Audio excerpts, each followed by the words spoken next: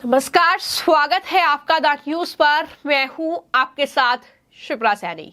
लोकसभा चुनाव के प्रथम चरण का मतदान खत्म हो गया है और उसके बाद अब तमाम पार्टियां अपनी अपनी जीत का दावा प्रथम चरण के जो मतदान हुए हैं उसमें कर रही है। और इसी को लेकर जो बीजेपी का दावा है वो ये है कि दरअसल प्रधानमंत्री नरेंद्र मोदी का देश के लिए जो विजन है, दरअसल उस पर प्रथम चरण के मतदान में जनता ने मोहर लगाई है। यहां तक कि बीजेपी की ओर से प्रेस कॉन्फ्रेंस की गई। जो बीजेपी के प्रवक्ता हैं सुधांशु त्रिवेदी, उनकी तरफ से बाकायदा प्रेस कॉन्फ्रेंस करते हुए यह कहा गया कि प्रथम चरण के मतदान से पार्टी के पास जो फीडबैक आया है उससे ये स्पष्ट है कि देश की जनता बहुत गंभीरता और दृढ़ता के साथ पीएम मोदी के पक्ष में एकजुट होती नजर आ रही है। किस तरीके से उन्होंने इंडी अलायंस और साथ ही राहुल गांधी पर भी हमला बोला है, सुनिए। और क्या चुनौती राहुल गांधी को दी है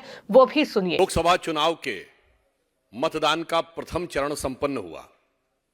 सर्वप्रथम हम इस प्रथम चरण में मतदान करने वाले देश के सभी प्रबुद्ध और जागरूक मतदाताओं का धन्यवाद देना चाहते हैं, जिन्होंने इस लोकतंत्र के पर्व में अपने मताधिकार का प्रयोग किया। और आने वाले चरणों के लिए हम सभी मतदाताओं से ये कहेंगे कि वो उसका अपने मताधिकार का प्रयोग करें। आज के इस प्रथम दिन के मतदान, प्रथम चरण के मतदान से पार्टी के पास जो फीडबैक आया है उससे बहुत स्पष्ट है कि देश की जनता बहुत गंभीरता के साथ और बहुत दृढ़ता के साथ प्रधानमंत्री श्री नरेंद्र मोदी जी के पक्ष में एकजुट होती हुई नजर आ रही है। निश्चित रूप से प्रधानमंत्री श्री नरेंद्र मोदी जी के प्रति जनता में समर्थन की एक लहर दिख रही है। और दूसरी तरफ इंडिया गठबंधन और उनके स्वघोषित नेता, क्योंकि कोई घोषित नेता तो है ही नहीं, राहुल गांधी जी के तथाकथित करंट की बिजली गुल नजर आ रही है।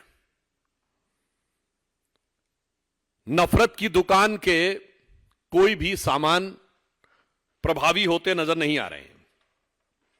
प्रथम चरण समाप्त होने तक एक बात और स्पष्ट हो गई कि पहले चरण का मतदान हो गया, परंतु उसके बाद भी, जैसा हमारे राष्ट्रीय अध्यक्ष आदरणीय नड्डा जी ने कहा है, राहुल गांधी जी अभी भी अमेठी से नामांकन करने का साहस बटोर नहीं पाए। यानी अब चुनाव शुरू हुआ नहीं, चुनाव का एक चरण हो गया और अभी तक वो साहस बटोर नहीं पाए हैं।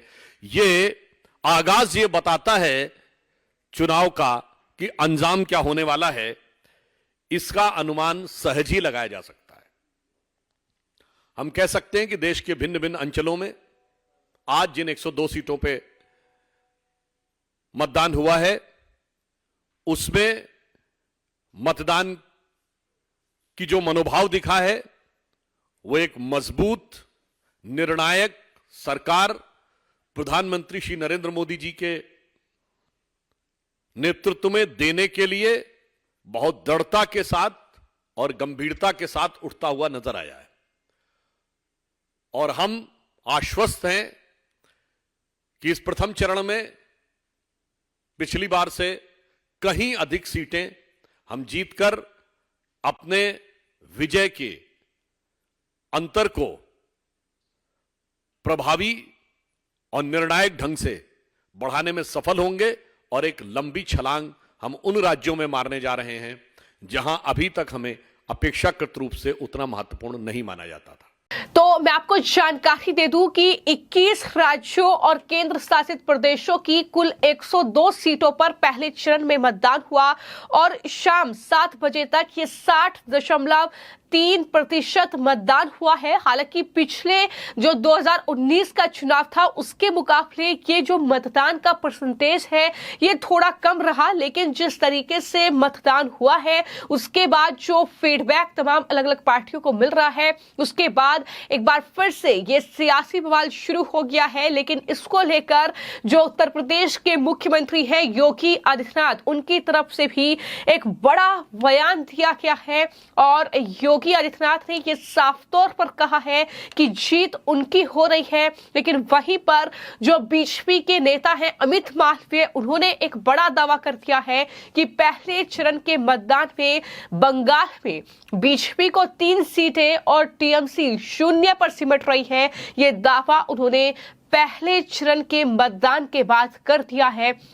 हालांकि ये तो नतीजों के बाद ही पता चलेगा, लेकिन पश्चिम बंगाल में जो हिंसा का तांडव हुआ है उसको लेकर ही उत्तर प्रदेश के मुख्यमंत्री का ये बड़ा बयान है, जिसमें उन्होंने ये साफ तौर पर कहा है कि सुरक्षा का एक बेहतरीन मॉडल मुख्यमंत्री योगी आदित्यनाथ की सरकार में उत्तर प्रदेश में मिला है। तो वहीं केंद्र में प्रधानमंत्री नरेंद्र मोदी ने ये सुरक्षा का मॉडल दिया है। लेकिन इसी दौरान एक एग्जाम्पल देते हुए पश्चिम बंगाल में ममता बनर्जी सरकार पर ही बड़ा हमला योगी आदित्यनाथ ने बोला और ये साफ तौर पर कहा कि दरअसल बीजेपी शासित राज्यों में जहां रामनवमी का जो शोभा यात्रा थी वो अच्छे तरीके से संपन्न हुई, लेकिन पश्चिम बंगाल में ममता बनर्जी अपनी तुष्टीकरण की नीति के लिए विख्यात है और इसी तुष्टीकरण को लेकर जिस तरीके से वहां पर शोभा यात्रा पर हमले हुए, उन्होंने साफ तौर पर कहा कि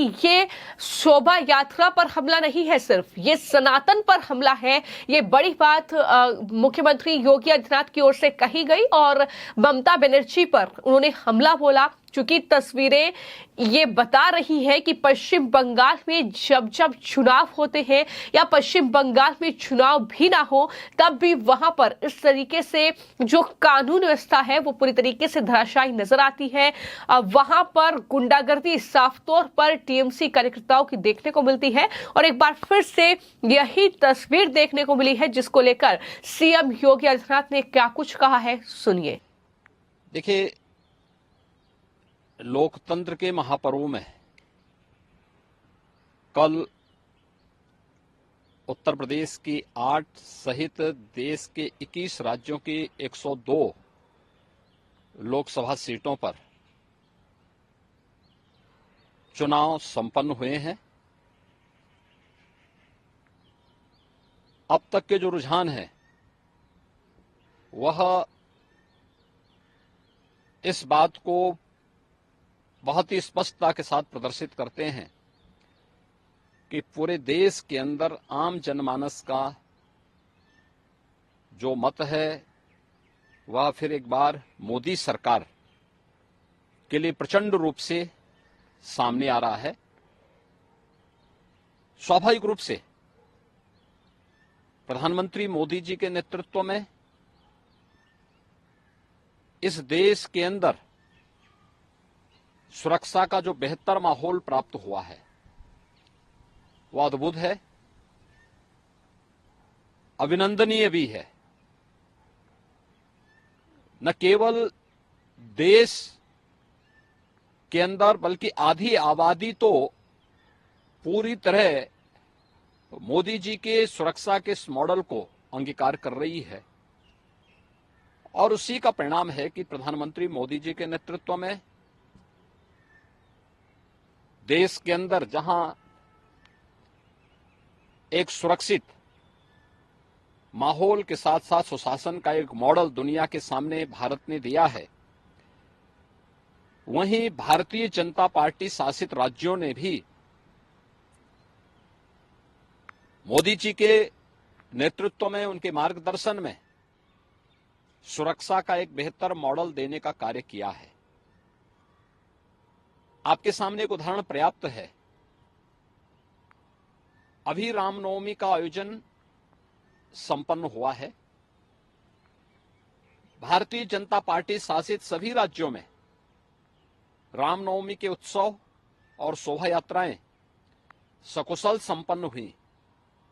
लेकिन अपनी तुष्टीकरण की नीति के लिए कुख्यात और भारत की सनातन आस्था के लिए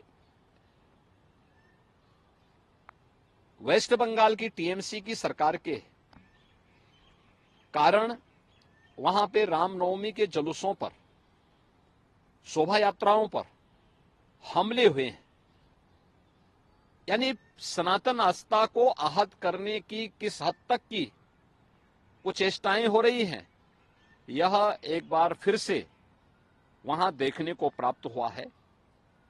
हमें नहीं भूलना चाहिए कि सुशासन की पहली शर्त रूल ऑफ लॉ है और कोई इस कहने में संकोच नहीं कि मोदी जी के नेतृत्व और मार्गदर्शन में भारतीय जनता पार्टी ने देश के अंदर भी और भारतीय जनता पार्टी की राज्य सरकारों ने प्रदेशों के अंदर भी सुरक्षा का वह बेहतर माहौल देने का कार्य किया है। और इसीलिए कल 102 लोकसभा सीट पर जो चुनाव हुए हैं, ये चुनाव 7 चरणों में इस मोमेंटम को इसी रूप में बनाए रखेंगे, ये मेरा पूरा विश्वास है। राजस्थान जातिवाद के आधार पर नहीं, परिवारवाद के आधार पर नहीं, बल्कि राजस्थान राष्ट्रवाद, विकास, सुरक्षा और सुशासन के मोदी जी के मॉडल को स्वीकार करते हुए प्रचंड बहुमत के साथ भारतीय जनता पार्टी को जिताने में अपना योगदान देगा।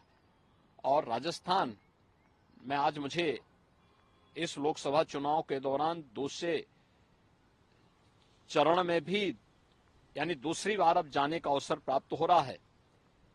मैं स्वयं उत्साहित हूं, क्योंकि राजस्थान में जब भी मैं जाता हूं वहां हमें कुछ नयापन देखने को मिलता है। लोगों का उत्साह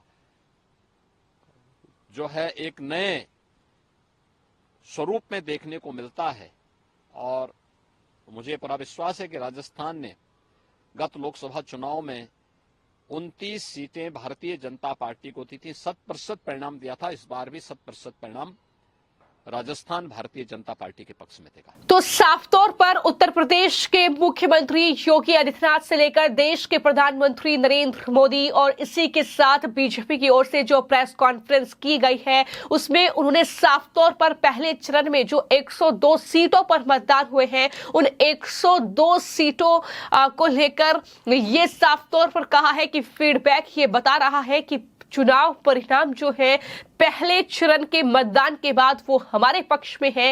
लेकिन समाजवादी पार्टी के अखिलेश यादव भी हमला बोल रहे हैं और वो ये कह रहे हैं कि दरअसल मन बना लिया है जनता ने कि जनता बदलाव चाहती है, जनता नफरत की राजनीति नहीं चाहती है। इस तरीके की बातें उनकी तरफ से भी की गई है।